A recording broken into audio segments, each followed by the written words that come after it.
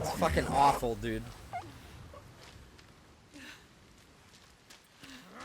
Watch out! Don't let them capture you again. Oh shit. God damn. Holy fuck. Ooh!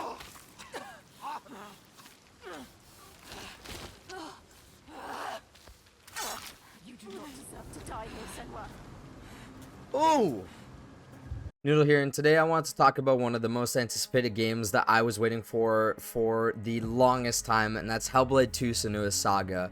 And with Hellblade 1 being the very first game that I ever streamed on Twitch back when I had no webcam, when Hellblade 2 was announced in 2019, I was so excited. I couldn't wait for the sequel to come out. I was so excited to follow Senua's story. I was so intrigued by the first game and how unique it was, so I could only look forward to the second game. And with the second game coming out, I recently played it, I beat it on stream, and I just want to talk about a few things, especially with a lot of the stuff going on with Hellblade 2, with it not getting a lot of traction and a lot of people thinking that the game deserved better when it released, with more attention drawn towards it. And me beating the game and everything, I was actually very happy with it. The game came out and the story was just as intriguing as the first one. I'm not going to go too much into spoiling the story or anything like that, so if you're worried about that, don't worry. I'm not going to be talking about anything that actually happens in the story, but I'm more going to be commenting on what I thought about the game and if it's worth playing. Now, I beat it in one stream. The total playtime for me, I believe, was around close to 8 hours, 7.5 hours, and that was playing without 100%ing it. I didn't go for all the collectibles. I just went for the story. I did some of the collectibles. I did some of the side stuff, but for the most part, I just did the story. So around 7.5 hours is the total playtime for me.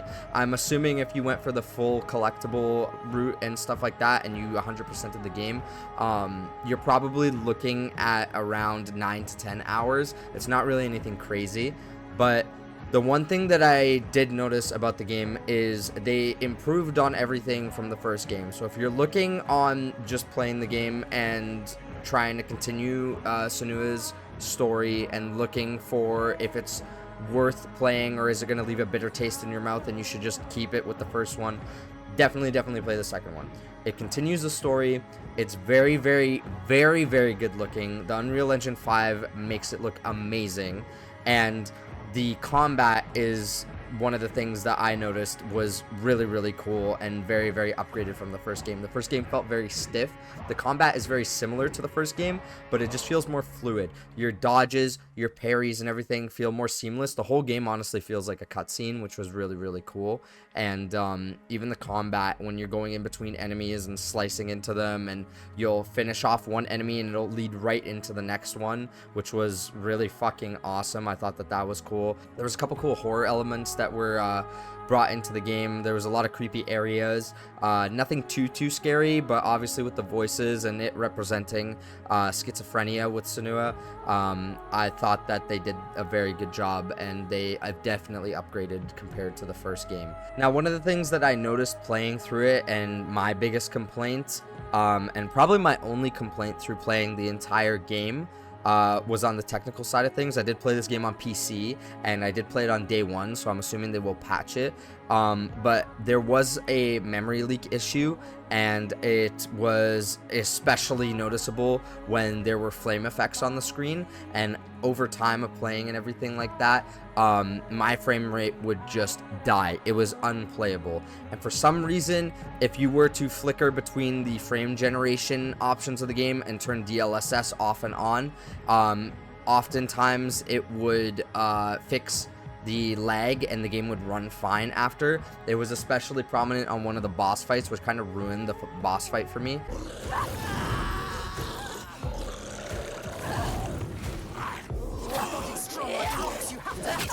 Ow! Yo! Oh my god, that guy tried to save me and died. Oh my, ow. Okay, this area, the fire is cooking me. I need to kill this fire, bitch. Because you are lagging my whole game, bitch! Why is it like this? But that would be my only complaint for the game. I'm assuming that they'll fix it over time, and it's not a reason to not play the game. So that would probably be my only complaint, and something that you should watch out for when playing the game. Now, to get into the main thing that everybody has a complaint about, and everybody's basically arguing about online with the game, is the fact that it didn't get a lot of love and a lot of attention. And a lot of people think that it has to do with people having TikTok brain and people not being able to play cinematic games anymore, and they all just want the fast-paced 2-second story, or they only want multiplayer things, and nobody wants to appreciate a game like this that is just story based and stuff like that. And I'm here to tell you, as a big fan of the first game, big fan of the second game, with as much improvements and stuff like that that the games have had, I do not think that that's the case at all. I think the main thing that was a problem with this game was the marketing. There was absolutely no marketing. We had the announcement in 2019, everybody was hyped for. I believe 2 years later, during E3 or the Game Awards or something like that, they released another trailer, and it was a very short, very vague trailer. So obviously people who have never played the first game, or who have never really been interested in the Hellblade series, they don't know anything about the game. There's no intrigue for them. So all you really have is the people who have played the first game, which again was a niche few, who are excited for the second. The marketing was awful. They didn't put any effort into showing that the game was actually releasing, or any hype into it. They had so much stuff that was like, they had crazy cool action sequences in the game, which are awesome. There's so much blood, gore, the story, everything. It's so intriguing and so different from a lot of the games that we see nowadays. They didn't do anything with it. The only marketing that I saw was a picture of Senua's face constantly that they kept posting for the cover art, and they were saying that the game was releasing, and they were only doing that, Microsoft was only doing that a week before release. We had nothing that told us anything about the game. If you've never played the previous game, you knew nothing about it. So the main problem with games like this is it's not marketed towards anybody except for the people who played the first game. As me playing the first game, I was so excited for this, but I didn't even know it was releasing unless I paid attention, unless I actually went digging and looked forward to it like previously, because I already knew it was announced. If I didn't know about it, I wouldn't find out anything. The main purpose of having Microsoft on Twitter and having their game accounts on Twitter and on all these other social media websites is for them to post about the game, to advertise. There wasn't even, I don't even remember getting commercials or anything about the game until the very week of release. That was insane. So in my opinion, is the game worth playing? Hell yeah. Is it worth the, I believe it's $49.99 or $60 Canadian? I personally don't think it's worth that much, but it's on Game Pass, and that is more than enough of a reason to try it out, especially for it being a 7 to 8 hour game, which is a very unique experience. And for the replayability factor, if you're a very big fan of the games, without spoilers, you do unlock narrators that change throughout the game, so you get a different perspective. But does that really give you a reason to replay the game? I would say no. I would say it's just as much as the first game. You play it the one time, it's a really great experience, and then you never play it again. So I'd say, like, if they put this game without Game Pass, I would have got it for $30. Would I pay more than $30 to $40? Probably not. Unless there was some sort of different replayability or something like that, but it is way too short for that amount of money. So as an end result, I'd give the game an 8 out of 10, maybe an 8.5 out of 10. It improves on everything from the first game, and it directly continues from it. It's a great story, it's a great experience, but as for the replay value, that's the only reason why I won't give it a perfect rating. There wasn't really any replay value at all.